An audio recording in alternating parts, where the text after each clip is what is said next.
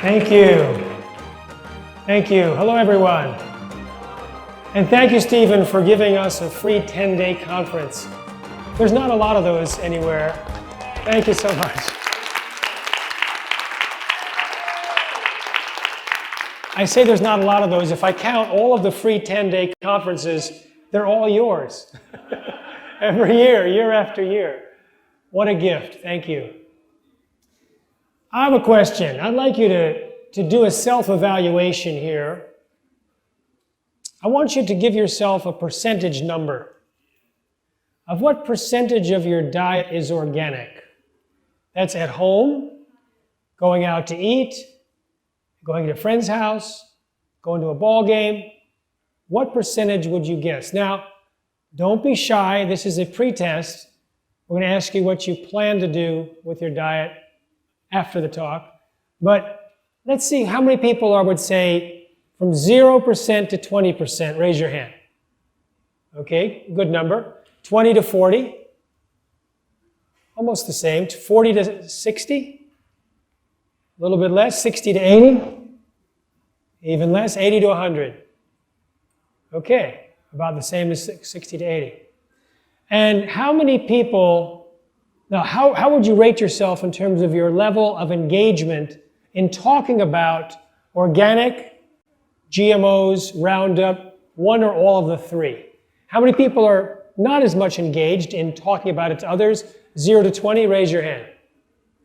20 to 40? 40 to 60? 60 to 80? 80 to 100. So evenly spread, a little bit of bulge at the 80 to 100, those of us who work that in this field, and those of us in a little bulge at the lower end. So I am going to talk about what we need to do to heal from GMOs and Roundup. And for years, the main thing that I would say was avoid them. Just avoid them. And in fact, in the film Secret Ingredients, we look at more than a dozen individuals who switched to organic food and got better from serious diseases or disorders. 2 families had autistic sons. They switched to organic food. The sons are no longer diagnosed on the spectrum.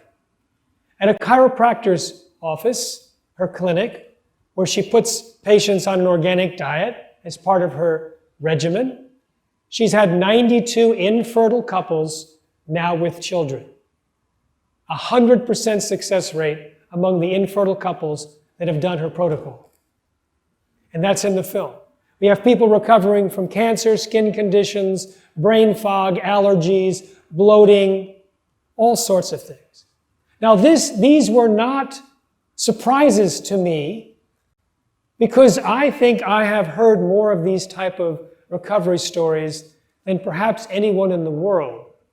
In fact, I would ask audiences at over 150 lectures, tell me what you've noticed when you switch to a non-GMO organic diet. And someone raised their hand and say, okay, my acid reflux is better, or my irritable bowel. It's okay, how many others notice an improvement in digestion? And a lot of hands would go up because digestion was always the number one. The number 2 was always reduced fatigue and brain fog. And then there was weight loss and pain loss and anxiety and depression. At one point, a woman yelled from the background, erectile dysfunction. So I immediately said, okay, raise your hand if you had erectile dysfunction. So I was very confident and competent based on the information that was given to me, both by individuals and by so many doctors, because I've talked to medical conferences where so many doctors reported these same benefits on behalf of their patients. And I've surveyed 3,256 people who showed us the same thing. I was very confident that getting rid of GMOs and Roundup in the diet would take care of a lot of problems. But people would always ask me, in addition to that, what can I do? And I would always say the same thing, it's above my pay grade. I'm not a healthcare professional, I'm not a scientist. Talk to them about what else you can do. I'm the guy that says eat organic and non-GMO. But then some doctors started telling me what they were doing to help their patients detox, rebuild, and repair. And I realized I have to share this. But I'm not sharing it as the spokesperson who's done the research. I'm not qualified. I'm very qualified, overqualified to ask the questions because I understand the ways that GMOs and Roundup hurt us. So last summer, we convened an online conference called Healing from GMOs and Roundup. You can access it at healingfromgmos.com. And we had 18 different experts answer the question, how to heal from GMOs. And I know that there's some people that have to leave early. There's a group leaving at 3, so I wrote down on this slide, there is going to be a discount for those watching it. It's on this slide if you want to take a picture of it. There's a website. The promo code is TRUTH for the real truth about health. But we'll get to that at the end in case there's any interest in taking a look at this conference. But I wanted to make sure that people saw this because there's a group that has to leave.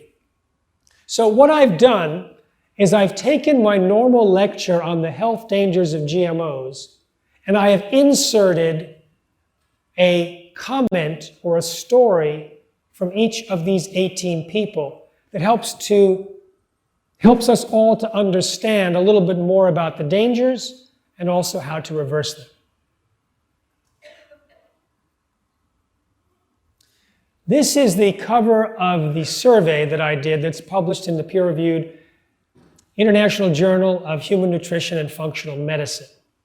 And in that, it showed that 85% of the people, of the 3,256 people that filled out the survey, 85% of them showed improvements in digestion. The next was improvements in fatigue, then overweight or obesity, then brain fog, anxiety and depression or other mood disorders, food allergies, memory or concentration, joint pain, seasonal allergies, gluten sensitivity, insomnia, skin conditions other than eczema, hormonal problems, musculoskeletal pain, autoimmune disease, eczema, going all the way down. And the improvements were not minor. This is the improvements in the digestive system, according to the survey, where 80% of those that showed any improvement had either a significant improvement, their situation was nearly gone or completely recovered, attributed to the change in diet, non-GMO and organic. It was actually a question about non-GMO, but we asked them, what else did you do when you switched to non-GMO? And many of them increased their organic consumption.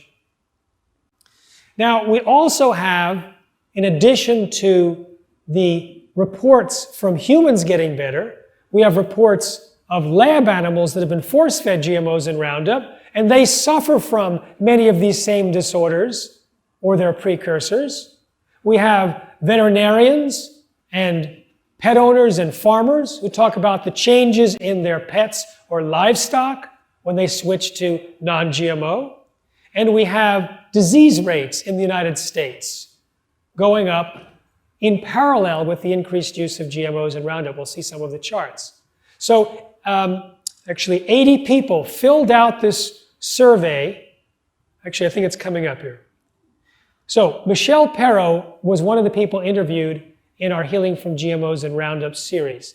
And she's a pediatrician, and she gives firsthand accounts about what happened to children starting in the early 2000s when they were getting couple of years doses of GMOs, and most of the GMOs are sprayed with Roundup, so they're getting doses of GMOs and Roundup. And she saw the difference, and she started treating, once she realized the link, she started treating people by putting them on organic diets and watching the change, and it was predictable, and it was consistent. Dr. Mike McNeil is an agronomist, and he talks about, in a study that he hadn't yet published, where he went to a farm and he had 2 different nurseries for pigs, 2,000 pigs in each. And in one, they just served the traditional GMO meal, and in the other, they removed all GMOs and made sure there was no glyphosate in the water either. And in the period of time, it's a little over 3 months that they were raising these pigs, 400 pigs died in the GMO-fed containment facility, and 1 died in the other. The other facility, the non-GMO group, was also ready. They had gained more weight than the other group. And I'll talk about a situation about botulism with Dr. Mike McNeil a little later. Dr. Barbara Royal, Oprah Winfrey's veterinarian, she told us that in most conditions in dogs and cats are handled in 4 to 6 weeks by nothing other than putting them on a healthy diet. And 80 people filled out the form. Let me see if we have that here. Nope. 80 people filled out the survey about their pets, and many of the same conditions lined up. Humans getting better from the same conditions that the pets were getting better from in roughly the same percentages. And we have a website called petsandgmos.com where you can go there and see a 10-minute film where I believe there's 8 veterinarians interviewed about their experience putting pets on non-GMO and organic diets and what happens. And one of those veterinarians, Dr. Jeffrey Broderick, is here in the front row. Thank you, doctor, for being dedicating so much energy to healthy food for pets. And he described, we just did a live Facebook, which you can catch on the Institute for Responsible Technology Facebook page, where he talked about the incredible increase in lifespan of the animals that were raised on his non-GMO and organic pet food, more than doubling the average of a lifespan in the United States.